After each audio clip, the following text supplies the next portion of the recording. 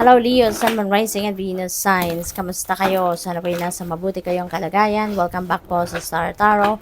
Kung bago kayo dito, welcome din kayo. Thank you for your support. I truly appreciate it. God bless you all.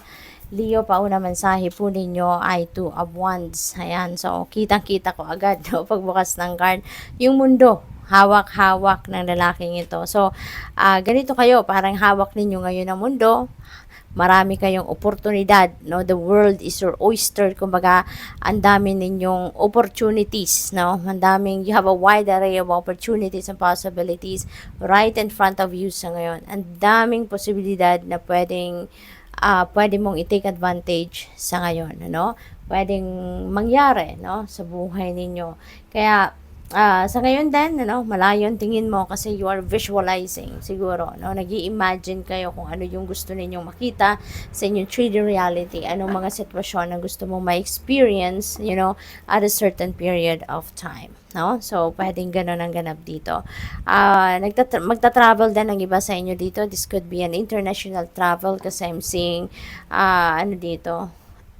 travel by air. So, pwedeng overseas travel opportunity yan. This is also about decisions. No? Twos are about decisions and choices. So, maaaring meron kayong mga pinagpipilian. Pwedeng pinagpipilian ninyo anong airline ang sasakyan ninyo, anong country ang pupuntahan ninyo. Diba? Maaaring ganon. So what else? We have King of Cups. Ayan. So, you have a very supportive energy around you. No? This could be Cancer, Scorpio, Pisces, at pwedeng this is someone matured na din, pwedeng ganon. Maaari din na isa siyang tawag nito, isa siya, baka grandpa mo to, pwedeng ganon, or dad mo, maaaring ganon, na very supportive of you, very compassionate, very empathic, very sensitive, and intuitive, at napakakalmado ng taong ito, no? We have Six of Wands. Ayan. So, dito, sa Six of Wands, this is, victory energy. No? This is victory. This is tagumpay, no? Ninyo, success coming your way. At marami magse-celebrate ng inyong success. No? Nakakatuwa kasi there are people that are tawag dito, nakaka-appreciate, no, sa inyong tagumpay. Maraming makikipagsaya sa inyo, maraming magko-congratulate sa inyo, yung ganon. Kasi there are so many people around you that are very proud of who you have become and what you have become sa ngayon. Kaya pwedeng yung tagumpay ninyo to could be tagumpay ninyo sa pera, pwedeng financial success ito, pwedeng sa negosyo siya, trabaho, karera, maaaring ganon. And definitely, you're going to receive, no, financial reward dito, Leo. What else? We have King of Swords. Ayan. So, maybe, baka magiging, na kayo, baka mapupromote kayo into a leadership role na sa ngayon, Leo, no? So, yun ang napipick up ko. Kasi, pwedeng magaling talaga kayo. Baka you have that, you have that leadership potential, no? Baka meron kayong ganon. Kaya, pwedeng, si King of Swords, no? Baka magiging kayo to, no? You're going to embody the energy of King of Swords at this time, so what else?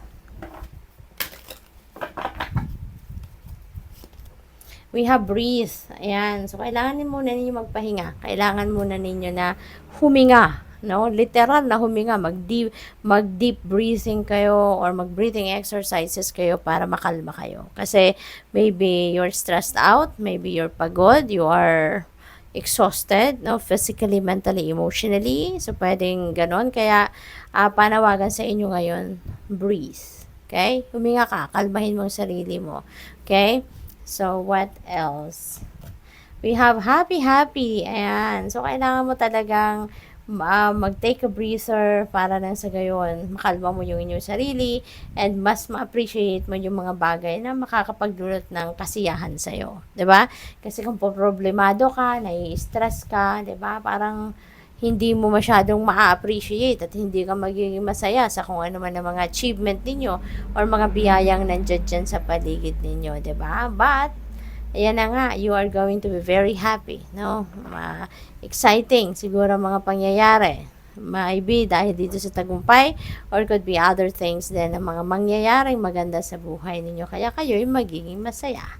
To be fair, ayan, so ganun kayo, Leo, no? Ayaw mo mag-take advantage sa iba, gusto mo patas lang, tama lang, 'di ba? Yung ano lang, yung sakto lang, kung ano lang yung para sa iyo, yun ang kukunin mo, kung ano ang tama, kung ano ang dapat, kung ano yung patas, no? Doon kayo nakabaling. Kaya that's really really nice of you. Flexible.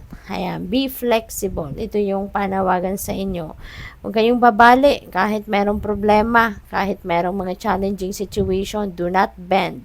Okay? Do not bend. Kailangan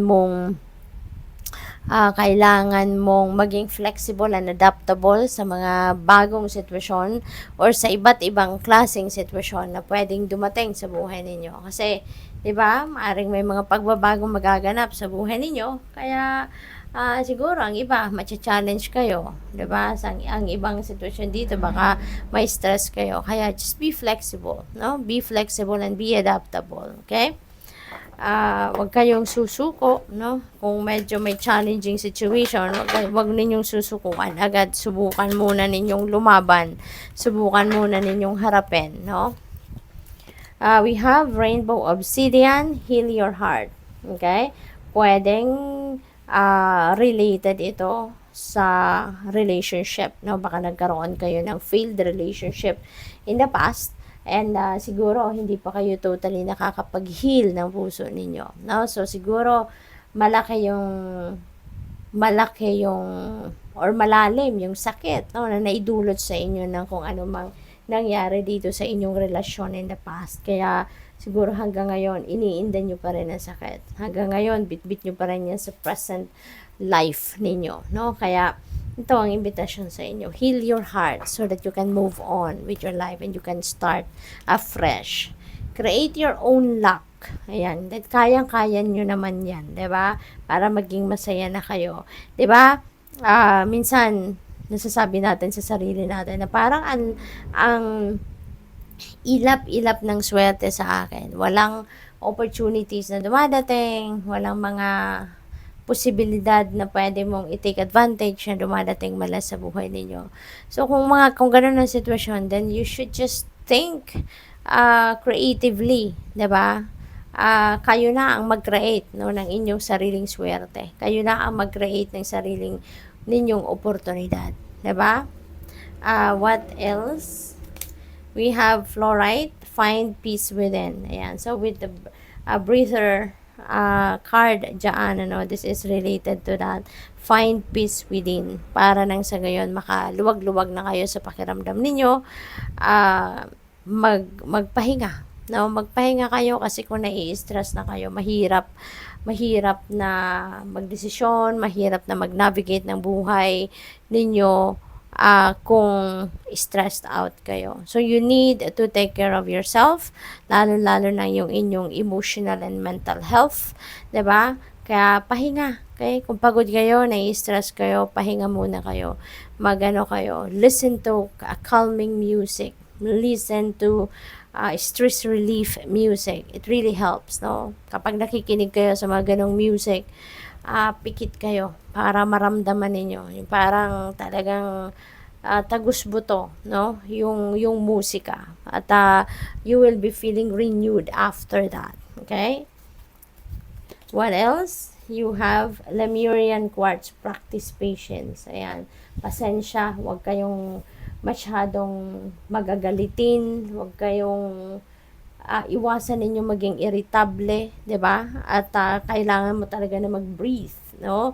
Take a breather. Ayan, umatras kayo muna, time out muna kayo sa kung ano man na nakakapagpa-stress sa'yo, nakakapagpagalit sa inyo, 'di ba? Dahil hindi yan makakatulong sa'yo. No, lalo kung may hypertension kayo, no? Or kung may iba-iba pa kayong mga health condition, hindi makakatulong na kayo'y nai-stress. Kaya, practice patience. Okay? Higang malalim para makalma ang inyong sarili, makalma ang lahat ng inyong senses and all the cells in your body. So, good luck sa'yo. Thank you for watching. Love and light. Namaste.